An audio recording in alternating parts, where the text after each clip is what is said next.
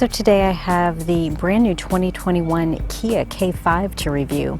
If you don't know, the K5 is actually what they call the Optima in Korea. They've always called it that, but now they're debuting it here in the US for the first time. So let's take a look around. It kind of looks similar to, it kind of looks similar to the old Optima, but to me, if you look at it from this angle, I think it really looks like an Audi. Sorry, the light is not the best, but let's go around. So you can see that K5 logo.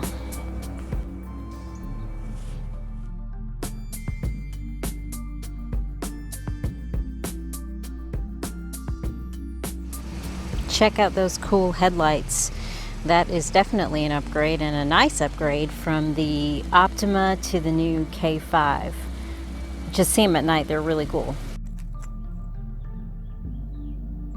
So one thing I don't like about this new Kia is the fob. This is the fob, and then your unlock and lock buttons are on the side. I guess it just takes some getting used to, but I'm used to them being here and they're here. So you've got your lock, unlock, trunk. I have to keep looking at it to know on the Kia K5. I guess it just takes some getting used to, but I'm not a fan of that. Okay, so let's take a look inside the new Kia K5. So now, just so you know, this is the base model. This is not the top of the line model. And there are things about it that feel a little chintzy, like the steering wheel. It's not the leather wrap steering wheel like I have in my Optima. And the seats, I'm in the back seat obviously doing this, but these seats, they feel like bucket seats, like a sporty car, but I wish that they were leather. They could be a little bit more comfortable. I'll turn the display on in a moment, but I'm in the back seat and it does feel quite roomy in here. And there's the gear shift. It's a little bit different than how the Optima was. And then you've got your cup holders, obviously. You got storage space here. And right there you can see where you've got your outlets for USB and your dual climate zones. Okay, let's start this car. There's the startup. And that's the display screen. You can see you've got the radio, the media. It's a nice display, definitely an upgrade from my 2013 Optima. So it was easy to set up my phone.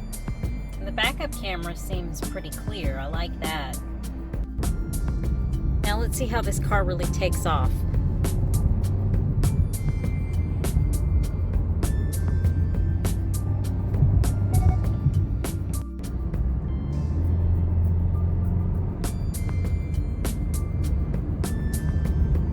Yeah, it has a little pickup, but on some other places it just kind of tends to lag.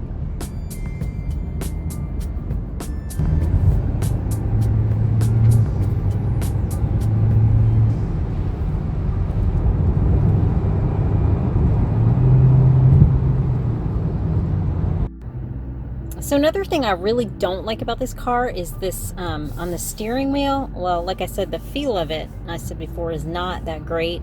It doesn't have that leather wrap steering wheel that my Optima has. But the other thing I don't like is the steering control. It almost, when you're driving, it almost feels like it wants to pull a different way. So if you're turning this way, it might want to just pull you this other way, which is just really, really annoying with this car. Of course, there's your dual climate. Now, of course, this is the base option, so you don't get anything like heated seats. But ladies, I will tell you that it does heat up quickly, which is a nice feature that I think we all of us ladies love in our cars. So let's check out the trunk. I'm going to use the remote entry. So I got my groceries in there. Oh, something spilled out. But it really doesn't have as much room as my old Optima had. So this is the Kia K5, which replaces the Optima for 2021. I think it looks a lot like the Audi. It is a very pretty car, but based on performance, I don't know. It doesn't have that pickup. It is still a 4-cylinder.